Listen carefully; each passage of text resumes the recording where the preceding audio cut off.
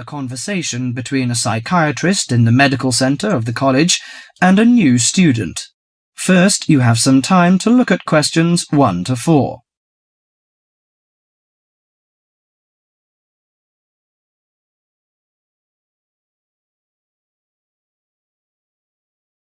Now listen carefully to the conversation and answer questions 1 to 4.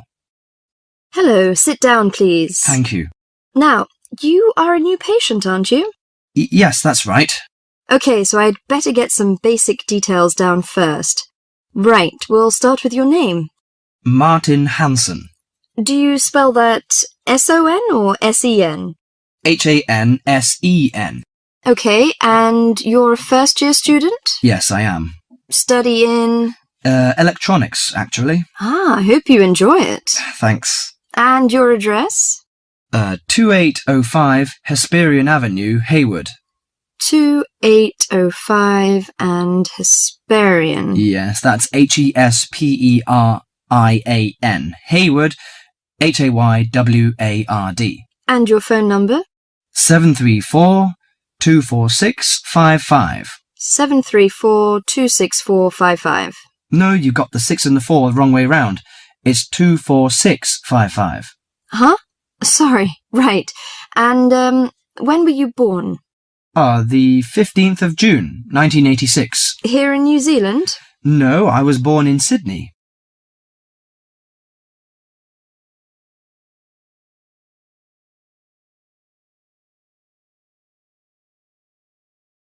Before you hear the rest of the conversation, you have some time to look at questions 5 to 10.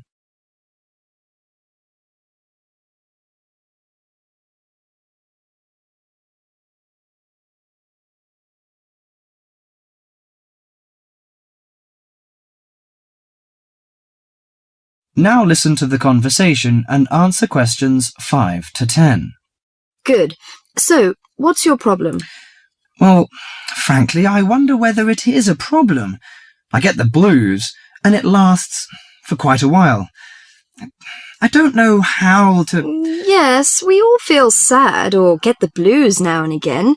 Generally, our sadness lessens in time, and with the support of friends. However, if the depression leads to difficulty in thinking and greatly disrupts your daily routine, it can be evidence of a psychiatric problem. What do you feel exactly? I always feel sad and worthless. I find it hard to fall asleep and wake up early in the morning. How long has it lasted? Nearly half a month. Do you feel fatigue or loss of energy? Or you may have lost interest or pleasure in usual activities? Yes, sometimes. At first I thought I could overcome it by myself, but I failed. I'm so glad that you came here. It seems that you are suffering mild depression from your symptoms. Depression? Yes, I feel depressed sometimes. But why would I... Depression may occur as a result of biochemical changes in the body. Alcohol, amphetamines, cocaine, and LSD can bring on depression. Those who have a family history of depression usually have a greater risk of depression. Sometimes the worrying changes in life can lead to depression. I see. I had a really bad breakup of a love relationship. It makes me feel hopeless. Do you think I need some treatment? Yes. Antidepressant medications are often used to treat depression, if it is serious. But I don't suggest them at first because of the side effects. I suggest psychotherapy, which can give you support and help you regain control. So do I need to come here every day? No, I will arrange counselling sessions for you, which will last 12 to 20 weeks. You come here once or twice each week. The psychotherapy is directed at helping you gain insight and understanding about events in your life, which may have contributed to your depression. With growing insight, you can often learn more effective ways of coping with your feelings and changing your behaviour. What can I do to take care of myself? Well, at first you should do some physical exercises on a regular basis, at least 3 times a week. How is your food? Do you eat well? Yes, I think so. I eat at my homestay family. Good. Find a hobby or a positive recreational activity to participate in once or twice a week. I know it's difficult for you, though. When you feel it's hard to overcome the depression, come to the counselling session. Remember, ask for help if the load is too heavy to handle. Yes, I'll try. So, when will my counselling session begin? I'm going to arrange that for you. That is the end of part 1. You now have half a minute to check your answers.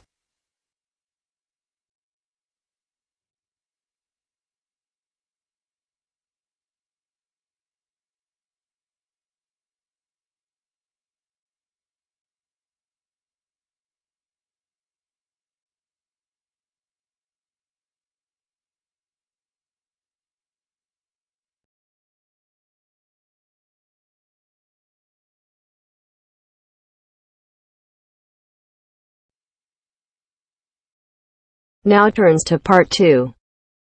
Part 2. You will hear a lecture on bird migration. First, you have some time to look at questions 11 to 17.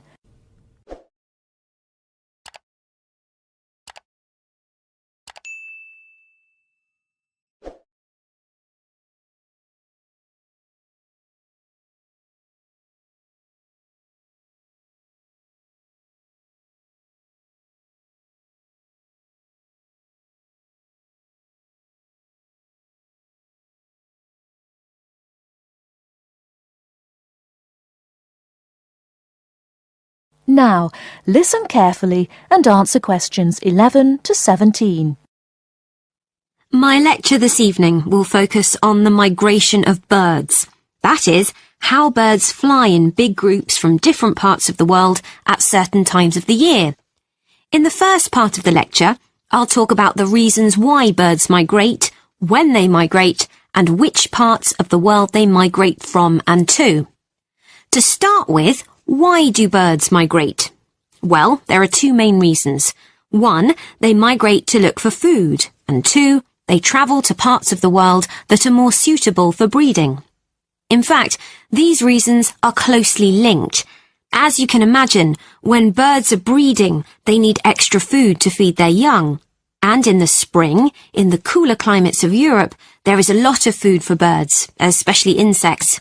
So generally, during the spring, birds fly up from the tropics, which are hot, to cooler climates in the north. They stay there for a few months to bring up their young. And then, when the weather in the north gets cold in the winter, they fly back to warmer climates in the south. Now I'd like to talk a bit about how global warming has affected bird migration. One of the effects of global warming has been to make the spring come earlier in the northern regions of the world. When spring comes early, the plants and insects that birds need to bring up their young are also available earlier. Research has shown that quite a lot of birds have started to migrate earlier because of higher temperatures. But unfortunately for some species, this hasn't been early enough.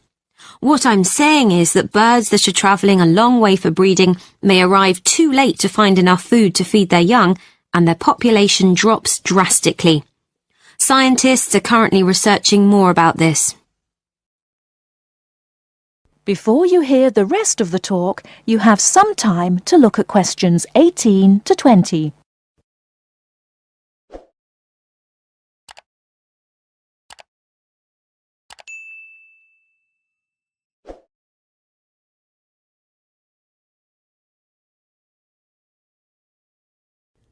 Now listen and answer questions 18 to 20. Now, I thought I'd finish by just briefly describing a few different patterns of migration. Migration varies with the type of bird and the area they come from. For example, one kind of migration is partial migration. This means that some birds in a particular species will migrate and others won't. It usually depends on how the weather affects food supplies, and very often happens in the tropics. In another migratory pattern, a bird called an Arctic tern migrates the whole length of the globe, from the North Pole to the south. The Arctic tern travels between 12 and 15,000 kilometres each way when it migrates in a complete circle around the world. It's quite amazing. Right, and lastly, I'd like to mention a pattern which isn't nearly as spectacular, but is very interesting. And this is the way many birds migrate across North America. In this pattern, the birds fly northwards in the west of the country and then back south again in the east. So, if you imagine it, they're actually migrating in a circular pattern, like the hands of a clock, not in a straight line, as we might think. That is the end of part 2. You now have half a minute to check your answers.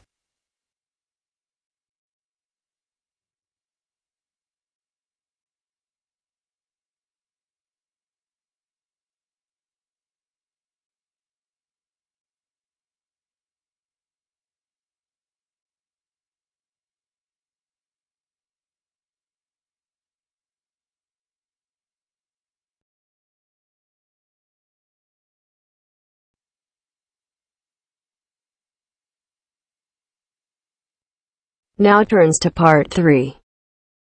Part 3. You will hear 2 engineering students, a woman in her 6th year called Linda and a man in his 5th year called Matthew, discussing the benefits of student work placements.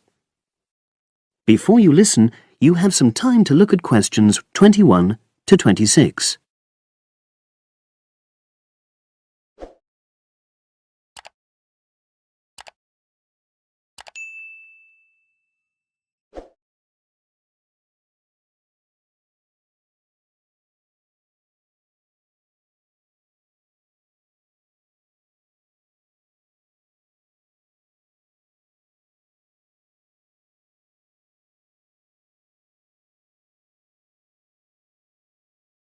Now listen and answer questions 21 to 26.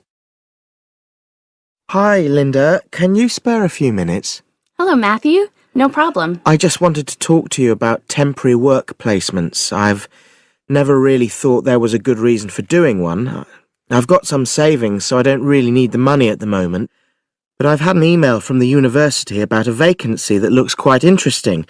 You did a placement last year, didn't you? I did, yes. In my case, I wanted to find out if I was making the right career choice before I began applying for permanent jobs. I thought I wanted to work in car manufacturing, but I wasn't sure, so I applied to Toyota. What was the application process like? Lengthy. There were a lot of different parts to it. The dullest one was a psychometric test. You know, when you have to answer loads of questions about yourself. And you're trying to guess what's the best thing to say. Yes. Then there was an activity that we did in groups, which I found really fascinating. Engineers are renowned for being a bit unsociable, but I thought we made a great team. And we had an individual task too. We had to sort through various business documents and prioritize them. It was just like what you have to do as a student, really, just with different content. What exactly were you doing on the placement? I was helping to design some diagnostic software to identify any waste in the car assembly process. Do you mean waste of materials? No, time. Anything that can speed the process up helps to cut costs. How did the work placement compare to being a student? Was it hard work? Yes, it was. I'd had full-time work before. I've done various unskilled jobs during university holidays, and some of those involve long hours. So I thought I'd find it easy. I was wrong, though. I think when you're on placement, you're always trying to prove yourself. So you push yourself hard to succeed? Yes. But I got a lot of support from my employers. They were always helpful. And then, at the end of the placement, I was given formal feedback. Do you mean on your engineering ability? Well, no. I didn't really need that because we had team meetings every other day. And so I had the chance to discuss technical issues and ask about anything that wasn't clear. The evaluation was about general workplace things, like organizational ability, initiative, that sort of thing. I get the impression you think you benefited from the placement. Well, the best thing is that they've offered me a job for next year.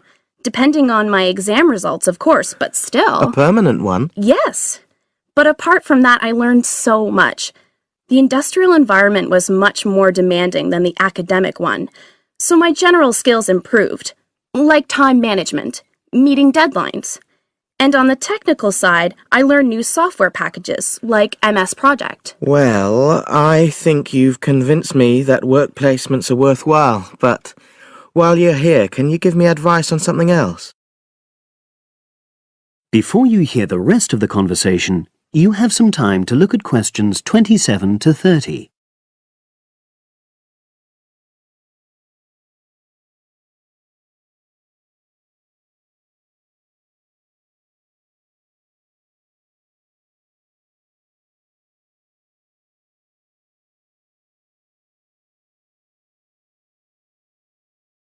Now listen and answer questions 27 to 30. I'm about to make a start on the engineering materials module, and I've got a book list here. Can you have a quick look and tell me what you would recommend? That's if you can remember. Let's see. I do remember some of them. Yes, this one, The Science of Materials. I found the subject quite hard generally, but this book is very accessible, so it suited me. It doesn't cover everything, though. What about this one then, Materials Engineering? Oh, yes, I do remember that. But it's a bit out of date now, isn't it? Unless it's a new edition. I don't think so. But what I liked about it were the pictures. They really helped to understand the descriptions. It's useful just from that point of view.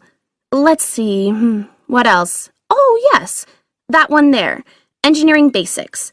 I think out of all these, that's got the widest coverage. But I've looked at the contents page and it hardly mentions nanotechnology. Yes, you're right.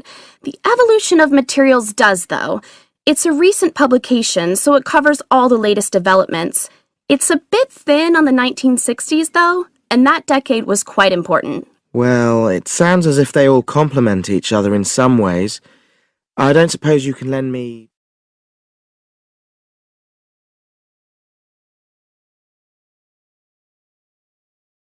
That is the end of part 3. You now have half a minute to check your answers.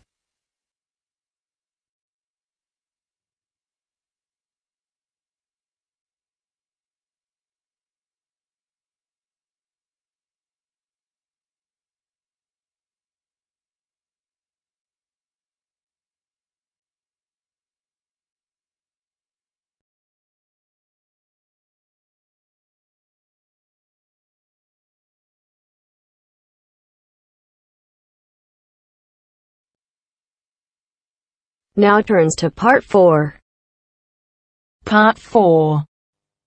You will hear a lecturer in education talking about some experiments done in the USA to investigate the effects of reducing class sizes. First, you have some time to look at questions 31 to 40 on pages 71 and 72.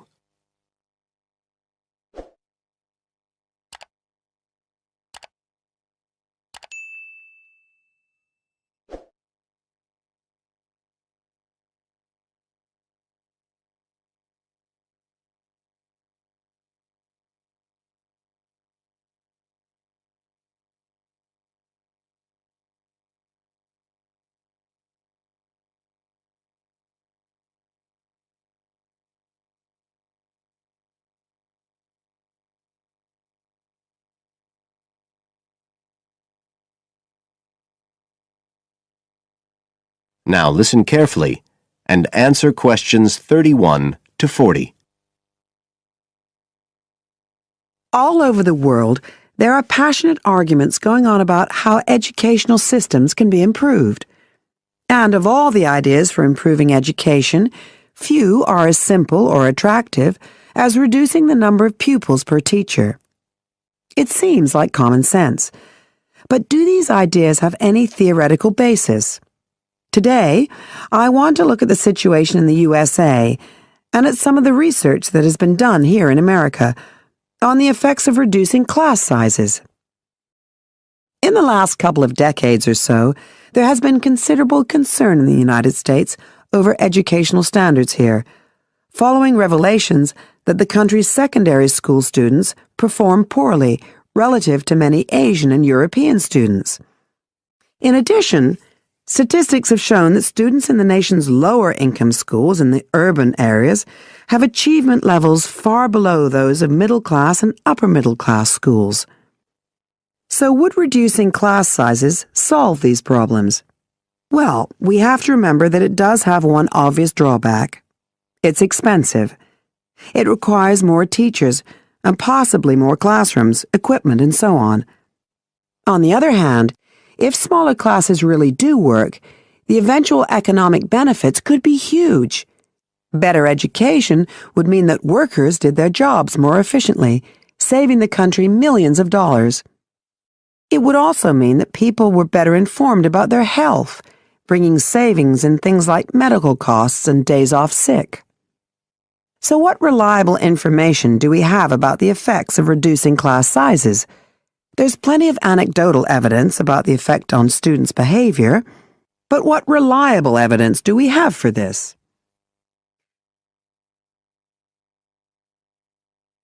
Let's have a look at 3 research projects that have been carried out in the USA in the last couple of decades or so. The first study I'm going to look at took place in the state of Tennessee in the late 1980s. It involved some 70 schools. In its first year, about 6,400 students were involved, and by the end of the study, 4 years later, the total number involved had grown to 12,000. What happened was that students entering kindergarten were randomly assigned to either small classes of 13 to 17 students or regular-sized classes of 22 to 26. The students remained in whatever category they had been assigned to through the 3rd grade, and then, after that, they joined a regular classroom. After the study ended in 1989, researchers conducted dozens of analyses of the data. Researchers agree that there was significant benefit for students in attending smaller classes, and it also appears that the beneficial effect was stronger for minority students. However, there's no agreement on the implications of this. We still don't know the answer to questions like how long students have to be in smaller classes to get a benefit, and how big that benefit is, for example. The second project was much larger and took place in California. Like the Tennessee study, it focused on students from kindergarten through to grade 3, but in this case, all schools throughout the state were involved. The experiment is still continuing, but results have been very inconclusive, with very little improvement noted. And the project has in fact also had several negative aspects. It meant an increased demand for teachers in almost all California districts. So the better-paying districts got a lot of the best teachers, including a fair number that moved over from the poorer districts. And there were a lot of other problems with the project. For example, there weren't any effective procedures for evaluation. All in all, this project stands as a model of what not to do in a major research project. A third initiative took place in the state of Wisconsin at around the same time as the California project began, and it's interesting to compare the two.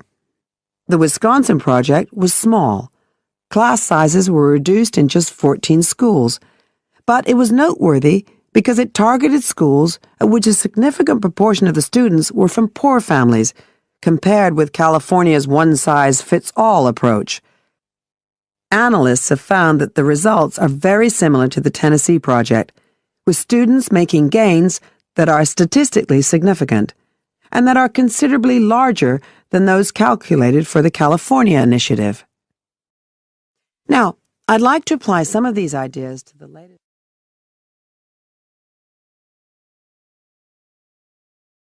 That is the end of part 4. You now have half a minute to check your answers.